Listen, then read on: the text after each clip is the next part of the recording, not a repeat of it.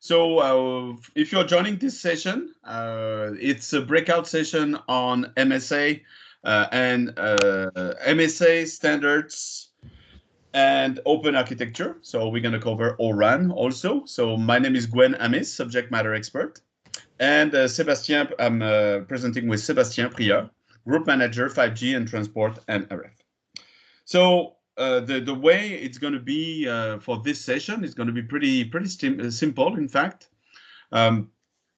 So we're going to talk about the standards, the MSA. So I'm going to do the first part. Then Sébastien will cover the open architecture, the ORAN. And at the end, we will keep some time for questions, for Q&A. So if you have questions, we are a fairly small group, so it's going to be perfect if you want to ask your questions directly. We are here to help, and if we don't have the answer, we can also answer offline, or we have probably one of the experts here that can probably jump in. So without further ado, that's the beauty of those small breakout sessions. So when you take a look at the way the technology evolves in the industry, there is always one vendor doing better than the others.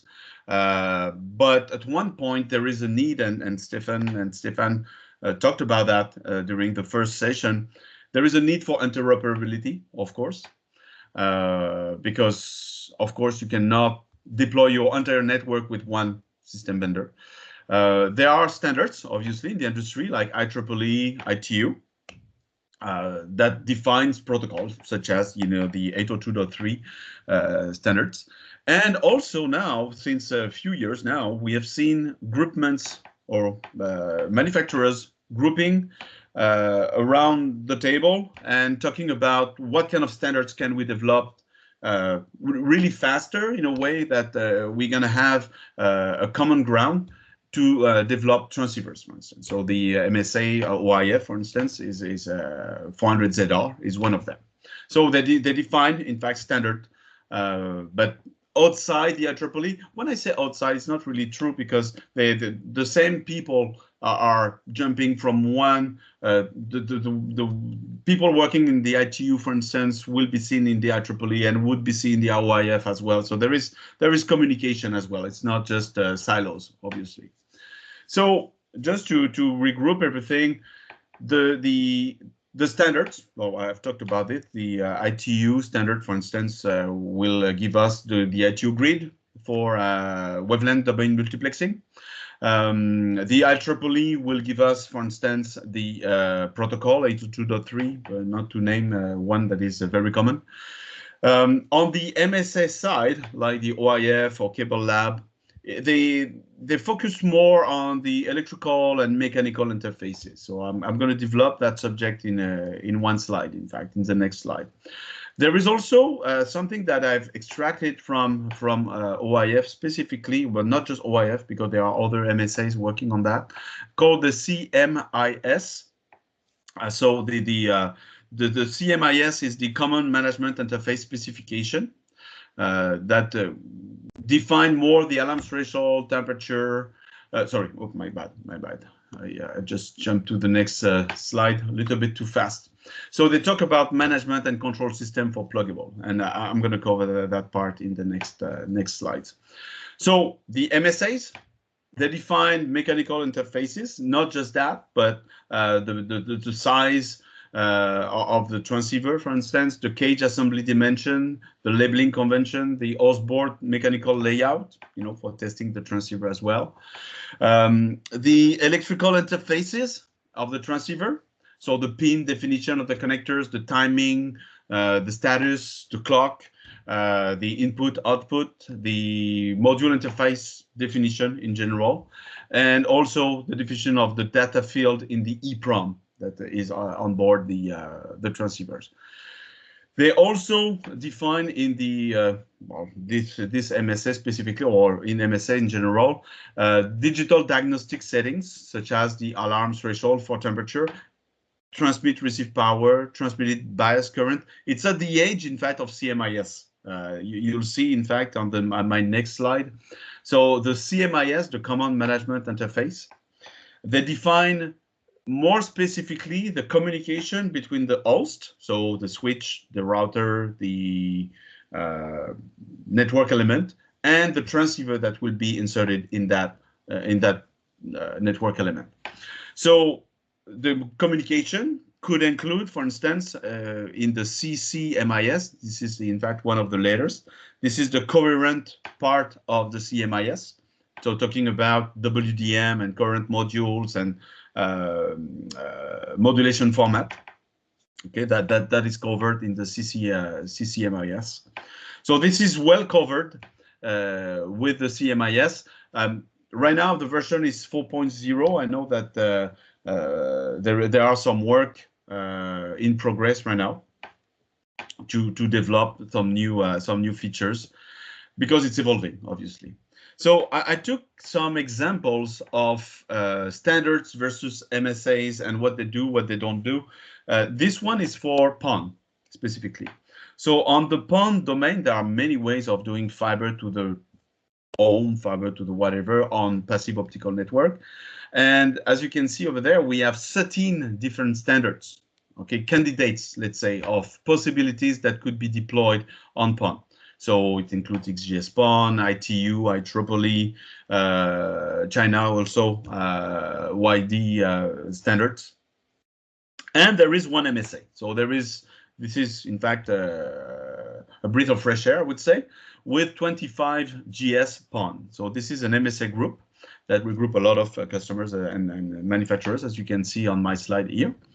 And 25 gig is it's a sweet spot, in fact, for next generation of PON, because there are a lot of 25 gig interfaces that are being developed for 5G, and Sébastien will talk about that. So it's a very easy way, in fact, of upgrading 2.5 gig toward something faster than just 10. So instead of going 40 gig, you remember we were talking about 40 gig PON at one point, NG.2, and this one is 25 gig PON on the MSA. So we'll see what the future will tell what will be the best solution. So that, you see, that was a good example of standard versus MSAs. This is more on the DCO side, so the coherent transceivers. We have the OIF 400ZR, that is probably one of the most known, I would say, in the industry. So the 400ZR is talking about 400 gig transceivers, specifically, point-to-point, 120 kilometers. We have other MSAs like OpenRAN. So as we all know, there is a lot of, the trend is in fact toward the open architecture. So OpenRAN, OpenRAN, open cable for submarine. So OpenRAN is more about networking, okay, going through the different reconfigurable optical add and drop modules. So if you combine, in fact, the 400ZR and the OpenRAN, you get plus some more features, of course, and standards, OpenZR Plus. So the OpenZR Plus is in fact covering longer distance than just 400ZR. It's also covering the different rates, so 100, 200, and 400, not just 400 specifically.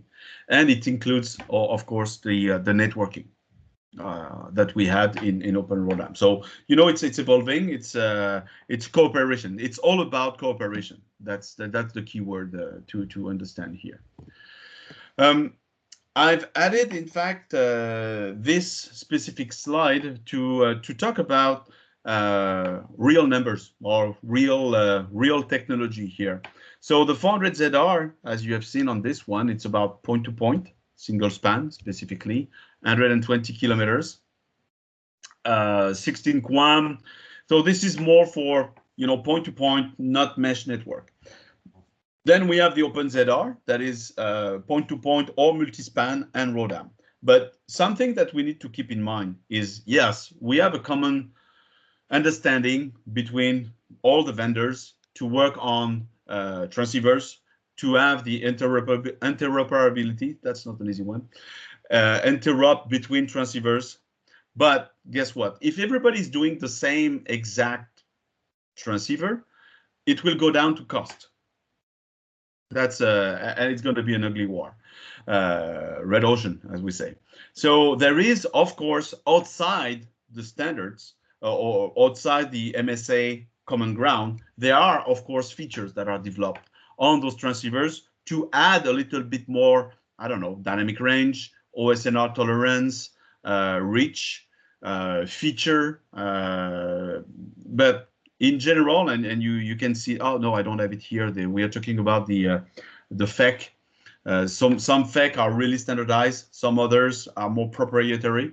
So what we call the multi-all DCO on the right side, my right column here, is all about transceivers / transponders that can do more than 400 kilometers, can go up to 2,000 kilometers.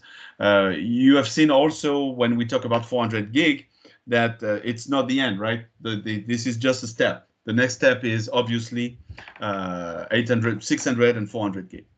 So that's a pretty broad overview of that. So I invite you to the test talk we're going to do on the 29th of April. We have some very good speakers there, like David Rogers from Teledyne, LaCroix. He's going to talk about constellation, obviously, and measurements. And we have Faisal Dada as well from Xilinx, that is principal architect and director in the Wired and Wireless Group. So I invite you to join that session. The same day, in fact, it's a 2 hours session like we did today. We're going to also have 800 gig PAM4 signal testing specific session, breakout session that we're going to cover. And we're going to have also, I'm going to do that part with François Robitaille, in fact, the overcoming end-to-end testing challenges. So we're going to talk about the way we can improve manufacturing for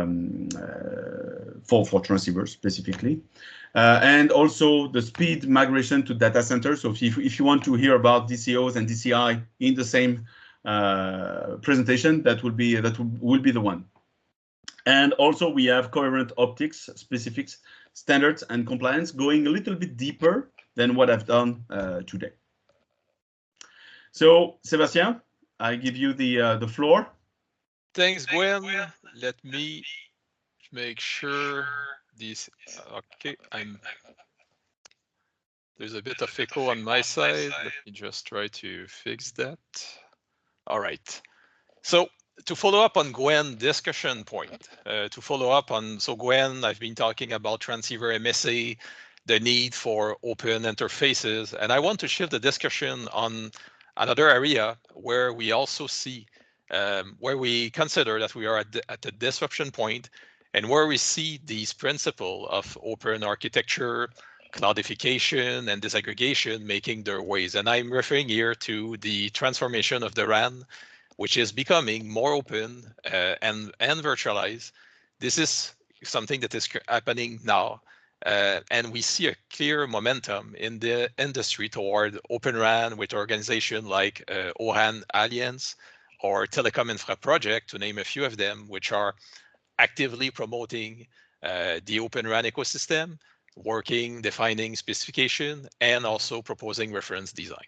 So very impressive to see the strong commitment from the operators to start with, which are really holding the line, requesting to the industry to come up with, and to the industry requesting to the equipment vendors to work together toward this objective. And also very great to see the equipment vendors accepting the challenge and participating to these various industry initiatives. And the net result at this point is that if we look back in the last 2 years, is that the industry did a very impressive leap forward, and it's progressing way faster than I think we all anticipated. So if we take a step back and look at some of the key difference between 4G and 5G RAN architecture. So we've seen 3 years ago the introduction of fiber link, fiber to the antenna, between the remote radio head and the baseband unit, which were replacing long coaxial cable to the antenna. And this fiber to antenna to the antenna was an enabler for the centralized RAN architecture, or CRAN, where the centralization of the baseband unit in central office or BBU hotel. And this created a layer called the frontal with CPRI as the main protocol for frontal interface. And we have the backhaul also, obviously, which is the aggregation layer connecting the BBU to the mobile core. So now 5G is introducing few key changes here. The remote radio head is now called the RU, and the BBU is now separated into two entities called the distributed unit and the centralized unit, the CU. And this split between the DU and the CU introduce a new interconnection layer called the mid-haul. And the advantage of this split is to keep some key functionalities close to the radio unit while opening the door to the possibility to virtualize and centralize the CU. So the mid-haul is similar to the backhaul, is using IP and Ethernet protocol. And for the frontal, we have a new protocol called eCPRI or enhanced CPRI. But the risk here was to end up with interfaces and protocol that will have been partially proprietary. This was particularly true for the frontal, where the original eCPRI specification was leaving a lot of place for vendor-specific implementation. So we will have end up with interoperability that will not have been there between RU from vendor A to DU from vendor B and CU from vendor C. And this is where then the OpenRAN ecosystem come into play. So let's take, by example, one of the key industry initiatives, which is OpenRAN Alliance. So the objective of ORAN Alliance is to transform the radio access network industry toward more open, intelligent, virtualized, and fully interoperable RAN. ORAN has been founded by operators in February 2018. The founding members are AT&T, China Mobile, NTT Docomo, Orange, and Deutsche Telekom. Today, ORAN is counting 28 operators as members and 240 contributors from all across the industry. And ORAN is making sure that equipment from different RAN vendors will be interoperable together.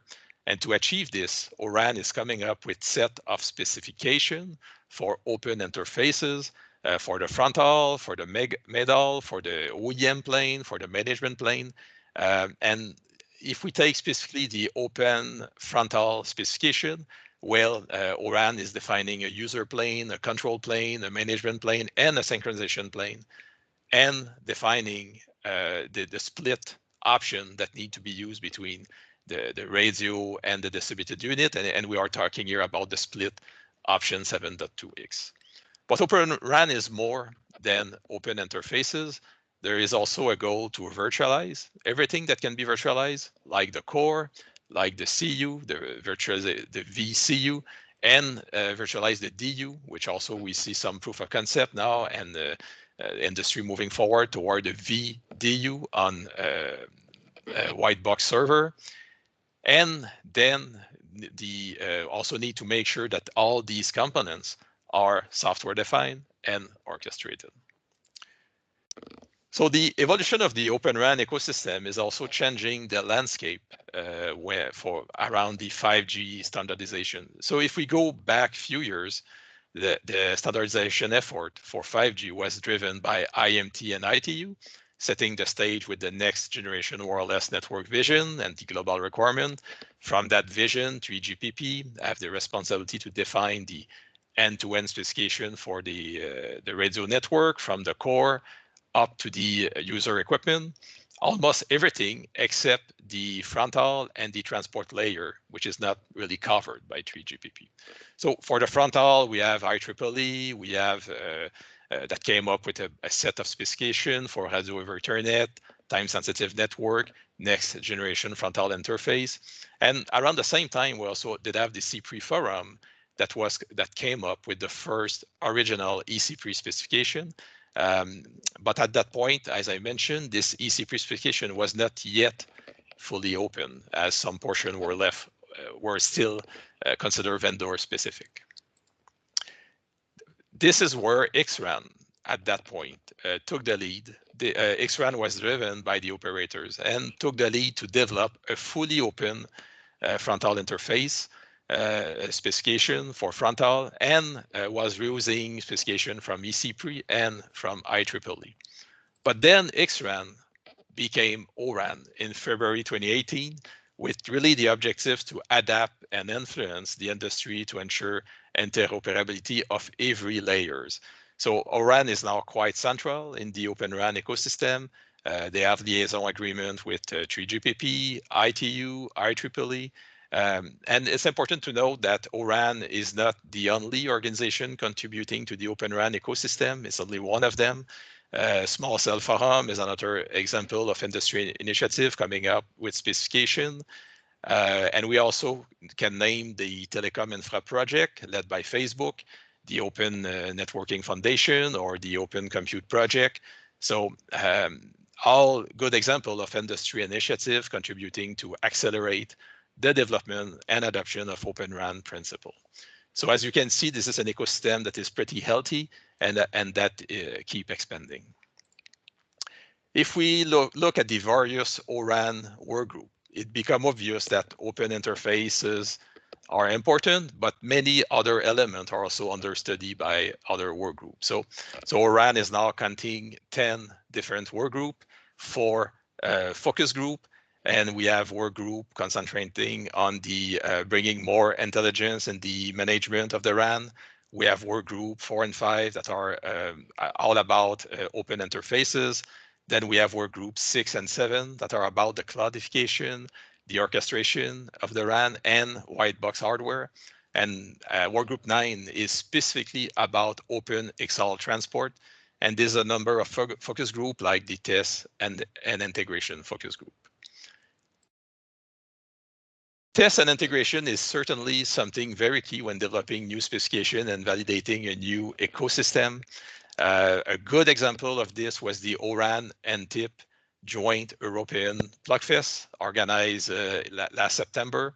So the Plugfest was focusing on the open frontal interface, the transport option, and proving the multi-vendor interoperability. 28 different manufacturers did participate to that Plugfest and the Plugfest was distributed over 3 different labs. Our first lab was hosted by Deutsche Telekom in Berlin. A second one was hosted by Telecom Italia in Torino. And a third one was hosted by Telefonica in Madrid and was specifically validating the open XL transport.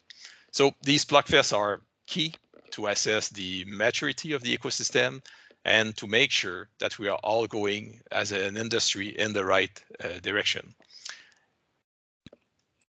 In the case of Expo, we were really did participate to the Open XL Transport Plugfest, and it's important to understand that 5G is aiming to support many new services.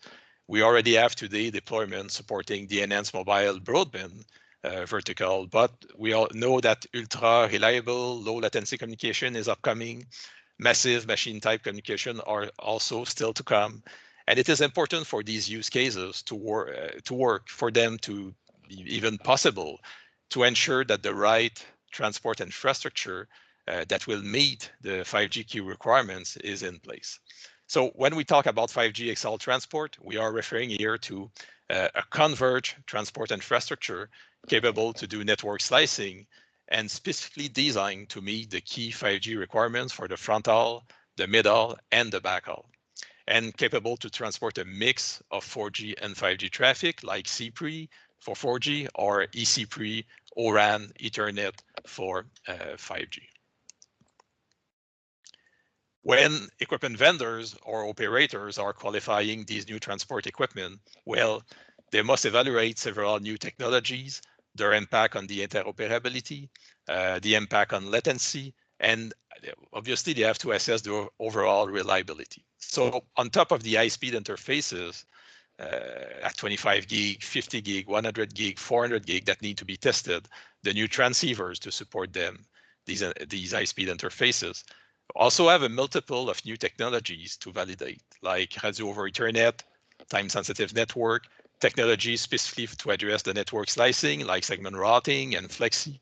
So it is important to validate that the traffic get the right priority, meet the latency requirement, and to validate all the key quality of service KPI like the bit error rate, the throughput, packet delay variation, and the frame loss. All right, so all very interesting, great topics that we are planning to explore and to cover during our next test talk. In fact, it will be one of our next test talk that will be on May 6th, that will be dedicated to 5G. So really this test talk will be about the 5G challenges from R&D to field deployment. And we will start here with a panel discussion with 3 great speakers from the industry, which are Luis Miguel Contreras Murillo from Telefónica. He's technology expert at CTIO office. Then we will have Arpinder Mataru from Xilinx, Senior Director of Technical Marketing. And the third speaker is Antonio Tartaglia from Ericsson. He's a system manager and expert in photonic. So our speaker will talk about the upcoming trends around the OpenRAN ecosystem and obviously the impacts on the transport infrastructure. We'll also follow this panel with 4 in-depth 30 minutes technical session, similar format as today. The first session will be on the evolution of XL transport. The second one will be on the 5G transceiver testing. The third one is on how to simplify the 5G fiber deployments. And then the last one will be on timing and synchronization and why it is critical for 5G. So have a good rest of the day, and thank you again very much for attending. Thank you.